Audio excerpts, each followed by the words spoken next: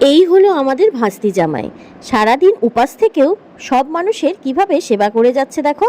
আর এই যে এই ছোট্ট ছোট্ট অনাথ শিশুদের জন্য আমরা কিন্তু এখন চকলেট নিয়ে আসলাম, যেহেতু গুড়িয়ার বার্থডে গেল পরশুদিন, তো তার জন্য কিন্তু চকলেট নিয়ে আসা হলো, মানে এত ছোট ছোট বাচ্চাদের জন্য। তো এই দেখো গুড়িয়া কিন্তু সবাইকে, ওর বার্থডে সবাই ওকে উইশ করবি।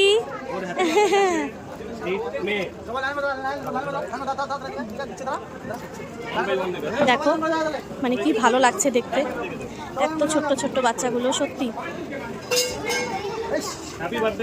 দেখো চকলেটটা কিন্তু দিচ্ছে জন্মদিন উপলক্ষে, কিন্তু তাই দিচ্ছে ও।